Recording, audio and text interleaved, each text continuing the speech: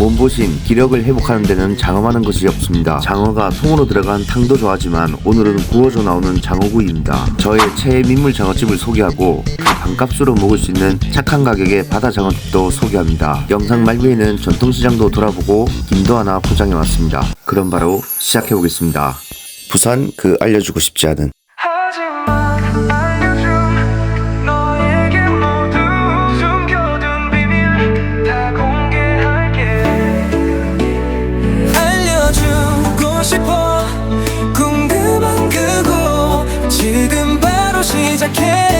하지만 알려줘.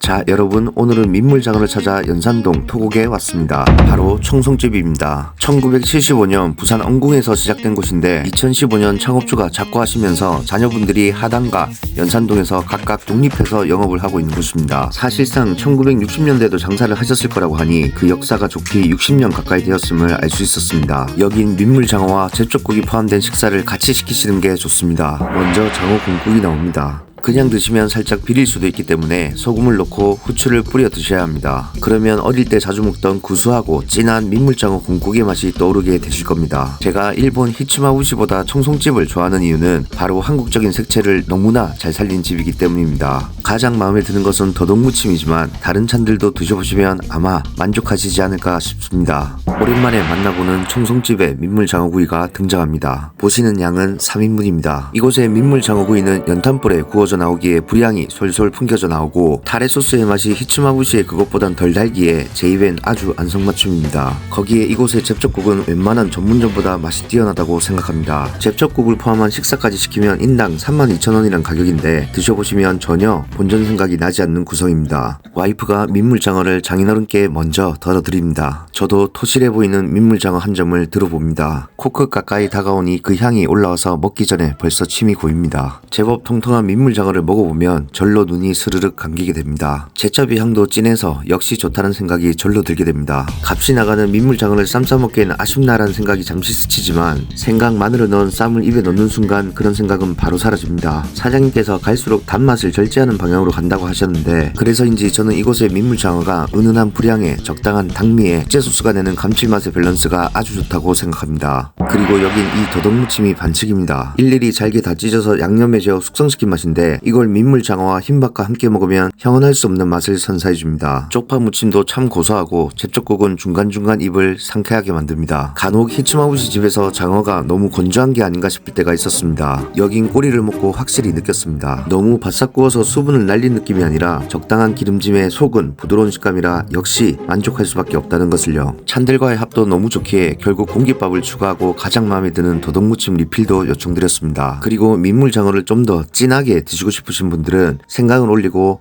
따로 주신 소스를 이렇게 끼얹어 드시면 바로 만족하게 드실 거라 생각합니다. 제가 한식을 좋아하기 때문에 완전한 일본식 민물장어보다 청송집을 좋아하는 건지는 모르겠습니다. 그러나 생각해보면 식전에 공국을 주고 정성이 들어간 특별한 찬이 있고 향이 진한 제첩국이 나오는 구성은 오직 청송집에서만 맛볼 수 있지 않나 싶었습니다. 여긴 부모님 모시고 가기에도 아주 좋다고 생각합니다. 잘 먹었습니다. 네.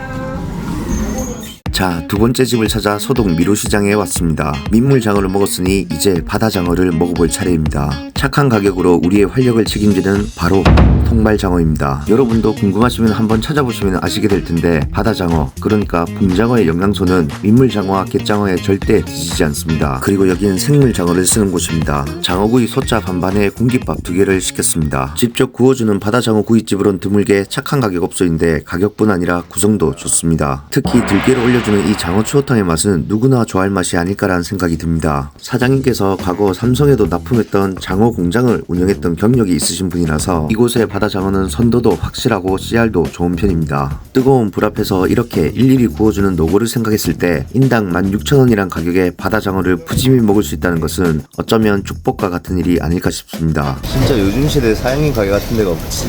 소짜 반반을 시키면 양념구이를 포함 장어가 4마리가 나오기 때문에 기분이 좋을 수밖에 없습니다. 여러가지 비용 상승으로 현재 장어구이는 2인부터 주문이 가능한데 저처럼 소자를 주문하고 공깃밥을 추가하시면 인당 16,000원에 바다장어를 실컷 드실 수 있습니다. 사실 앞서 소개한 청송집도 민물장어집치고 가격이 착한 편이고 지금 소개하는 통발장어도 바다장어집치고 가격이 착한 편입니다. 저는 부산이 돼지국밥 밀면의 도시일 뿐 아니라 붕장어의 도시라고 생각하는 사람인데 통발장어집은 아주 보석 같은 집이라고 생각합니다. 이젠 본격적으로 먹어보겠습니다. 양념이 안 된 장어구이는 껍질에 바삭함이 어느 정도 느껴지고 기름진 맛보다는 담백한 느낌이 듭니다. 양념 장어구이는 양념이 심하게 진득거리지도 않고 장어 본연의 맛을 너무 가리지 않아서 마음에 듭니다.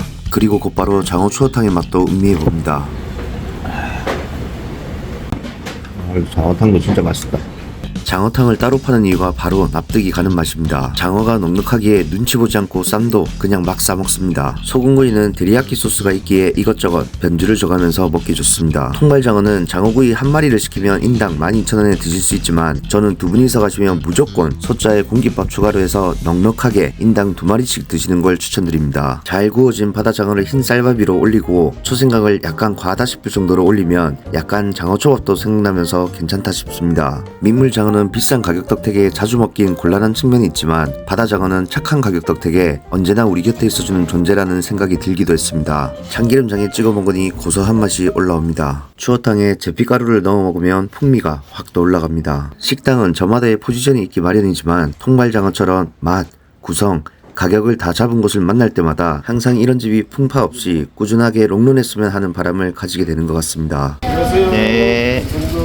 잘 먹고 바로 앞이 미로시장이니까 오랜만에 좀 둘러보기로 합니다. 제가 좋아하는 보리밥집은 언젠가 리뷰할 것입니다. 회무침집들이 있는 골목으로 들어섭니다. 희한하게 참 안 가지는 송칼국수집을 지나 미로 같은 골목길을 따라 계속 올라가 봅니다. 골목골목 따라 걷는 재미가 있는 곳이 바로 소동 미로시장이라고 생각합니다. 그러다가 저의 발걸음을 멈추게 한 가게가 있었습니다. 바로 철판 골목김입니다. 상호 그대로 철판에서 김을 구워주는 집인데 고소하면서 김 특유의 향이 곳곳을 간지럽히니 걸음을 멈추지 않을 수가 없었습니다. 시부터 몇 시까지 하세요? 저희가 네. 10시부터 6시 반까지. 10시부터 6시 반. 쉬시는 날은 있어요? 당분간은 일요일날. 일요일날. 아, 10시부터 6시 반. 네. 아, 해남에서 엄선하여 선별한 최상급 김을 철판에서 구워준다고 하니 자연스럽게 지갑이 열렸습니다. 한 봉지에 10,000원인데 이렇게 동백점 QR코드 사용이 돼서 좋았습니다. 감사합니다. 네. 집에 와서 먹어보니 마트에서 파는 김과는 확연히 다른 부분이 있어서 이런 게 바로 전통시장의 묘미라고 생각했습니다. 부산 그 알려주고 싶지 않은 진짜 맛을 찾아서 떠나볼까.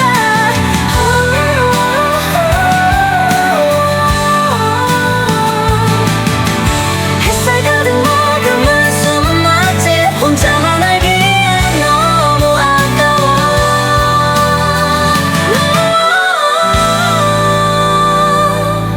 푸른 바람처럼 가볍게 떠나자. 하지만 알려줌.